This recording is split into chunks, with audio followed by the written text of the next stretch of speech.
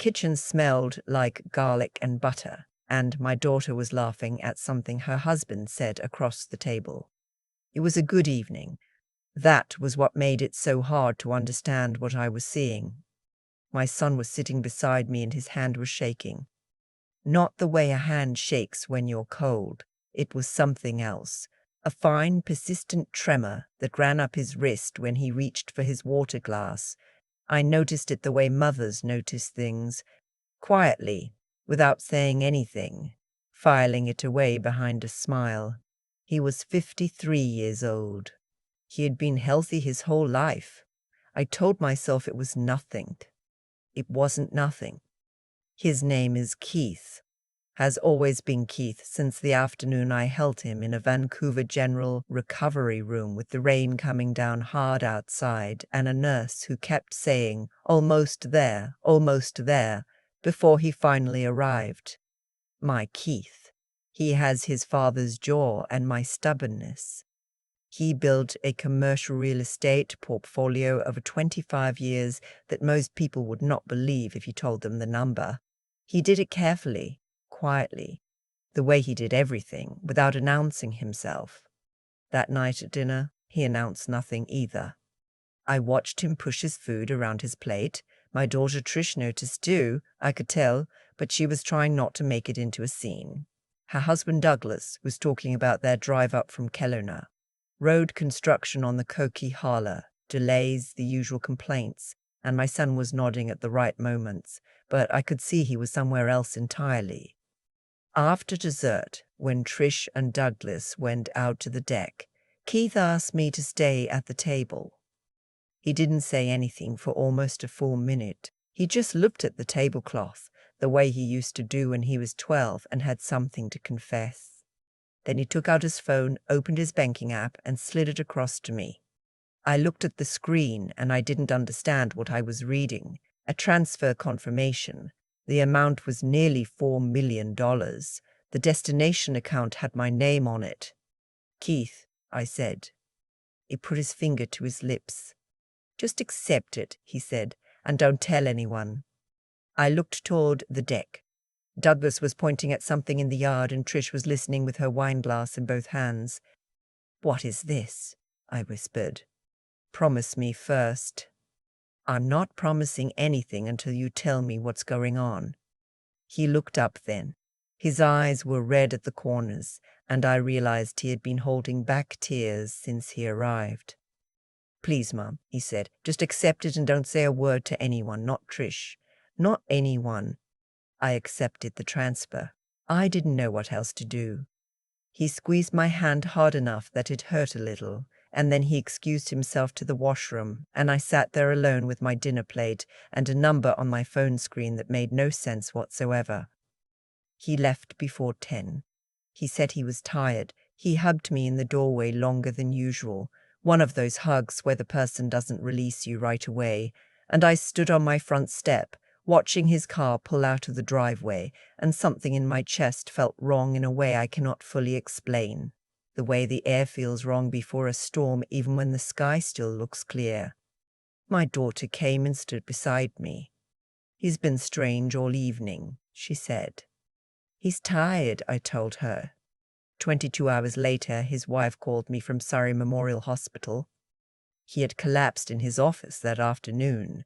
His assistant had found him on the floor near his desk. By the time the paramedics arrived, his heart had stopped twice. He did not recover.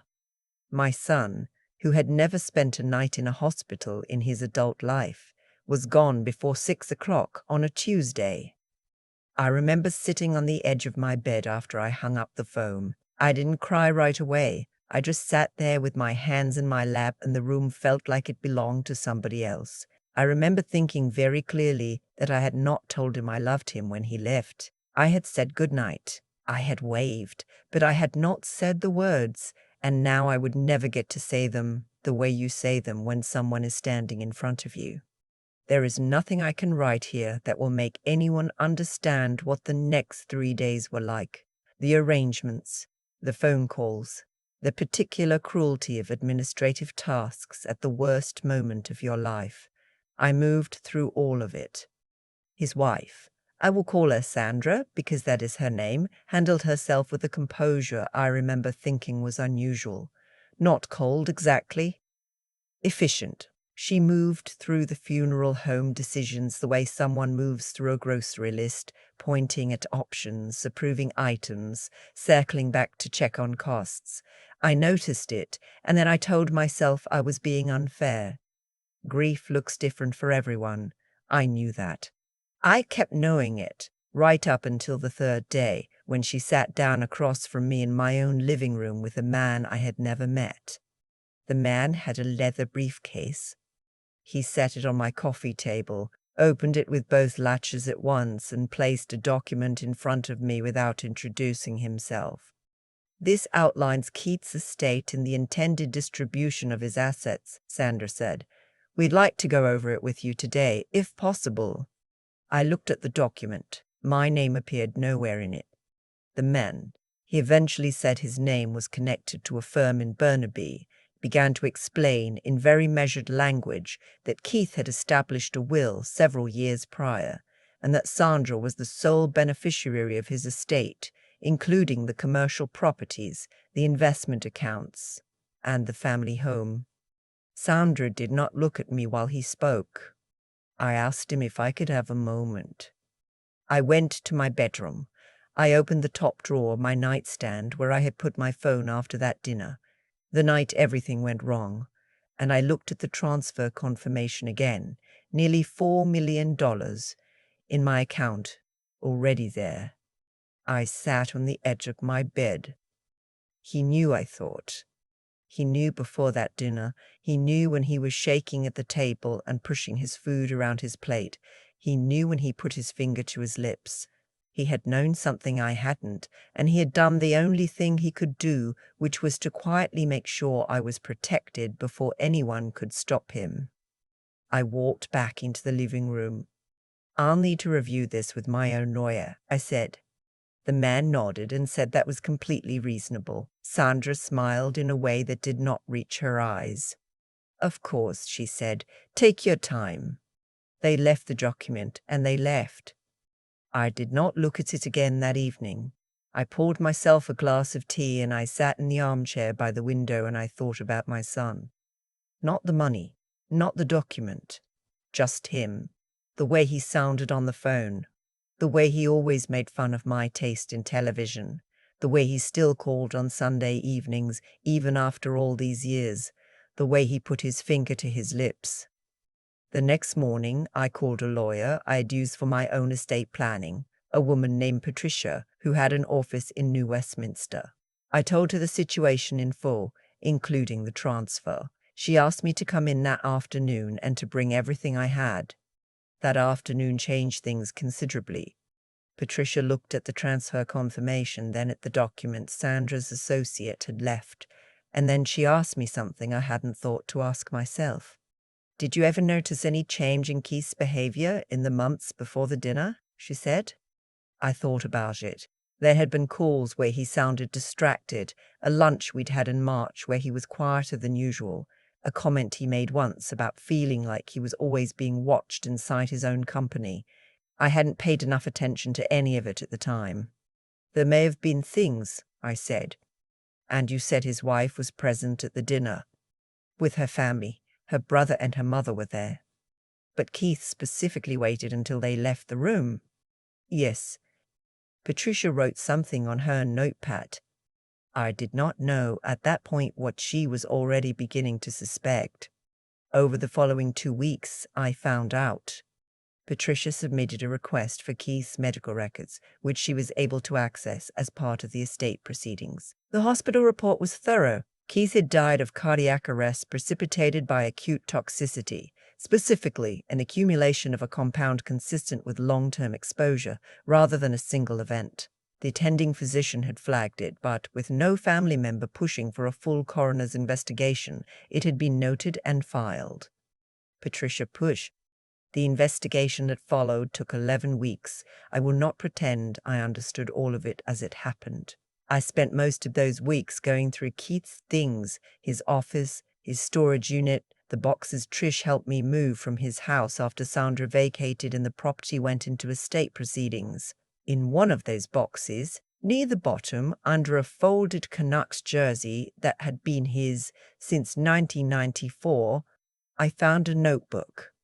It was a small black moleskine, the kind he used for meeting notes. He had been keeping it for approximately 14 months before he died. I read it over 2 nights.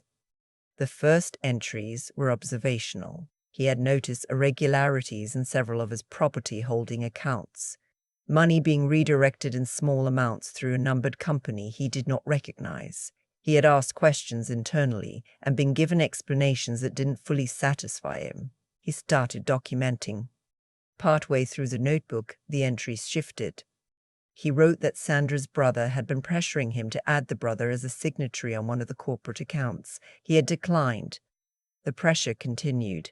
He described a dinner where Sandra's mother made a comment about what happens to the assets when something goes wrong. Framed hypothetically, he wrote, but he had felt sick afterward. He had started feeling unwell in January. Fatigue, he wrote, unusual fatigue. His doctor had run blood work and found nothing alarming, but Keith had not been satisfied. He noted his symptoms in the notebook with dates. By March, he wrote, I think I know what this is. I can't prove it yet. I need to protect what I built. The last entry was dated 9 days before that dinner at my house. I've made the decision. Mom is the only one I trust completely. Once it's done, she'll be safe regardless of what happens. I just have to make sure she doesn't ask too many questions before I can get it transferred. I closed the notebook and I sat in my kitchen for a long time. He had known. He had done everything he could with the time he had. He had not been able to tell me directly because he didn't know who might be listening or what might happen before he had a chance to act. He had found one window, a family dinner, where Sandra and her brother stepped outside, and he had used it. My son had saved me without letting me know I needed saving. The investigation ultimately focused on Sandra's brother, whose name I will not use here, and a business associate of his who had been managing several of the fraudulent transfers. The toxicology findings were consistent with a compound that required ongoing exposure over several months, meaning it could not have been accidental and could not have been administered by a stranger. The RCMP were involved. It took time. Investigations always take more time than you want them to, but charges were eventually laid. Sandra maintained throughout that she had known nothing. The courts will decide what to make of that. Patricia filed a successful challenge to the estate document on the basis of undue influence and undisclosed conflicts of interest. The transfer Keith made to me that evening, the one he had planned and executed quietly, months after he realized something was wrong, was deemed separate from the disputed estate and remained fully intact. I did not spend any of it for a long time. I did not know how to. Eventually, I used some of it to buy a small place in the Okanagan, near enough to Trish that I can have dinner with her on weekdays without making it into an occasion. The property has a porch that faces west, and on clear evenings the light comes in low and golden and sits on everything for about 20 minutes before it's gone. I sit out there when the weather allows. I keep the notebook in my nightstand in the same drawer where I put my phone the night of that dinner. I don't read it often. But sometimes when I can't sleep and the house is very quiet, I take it out and hold it for a minute. The cover is worn at the corners. The spine is creased from being opened so many times in those 14 months. He was meticulous, my son. He documented everything. He did not leave loose ends. He trusted me with all of it, and I intend to be worthy of that trust for as long as I'm here. I think about that dinner a lot, the garlic and butter smell, the rain that had been threatening all evening. Heath's hand shaking on the water glass while Douglas talked about highway construction, and none of us said anything real to each other. What I keep coming back to is this: he could not save himself, but he saved me. And he did it without a single word of explanation, because he understood better than I did in that moment, that some things cannot be said out loud when the wrong people are in the next room. That kind of clarity, the ability to think carefully and act precisely when you are frightened and running out of time, is not something that appears from nowhere. Keith had spent his whole adult life building it. He paid attention. He kept records. He asked questions until the answers stopped adding up, and then he trusted what he found. That discipline is what protected both of us in the end, even after he was gone. I used to think that being a good person was mostly about intention, that if you meant well, things would generally work out the way they should. I don't think that anymore. What happened to my son showed me that good intentions on their own are not enough. The people who came into Keith's life with plans to take what he'd built were not careless. They were patient. They were organized. They operated for months without detection. Integrity alone, mine, would not have been sufficient. It was his willingness to act on what he knew, even when acting was frightening, even when he couldn't be certain, that made the difference. I watched Patricia do the same thing when she took on the estate challenge. She didn't waver. She documented. She pushed. She followed every thread until it led somewhere. Two people with that same quality, working in the same direction, that is what changed the outcome.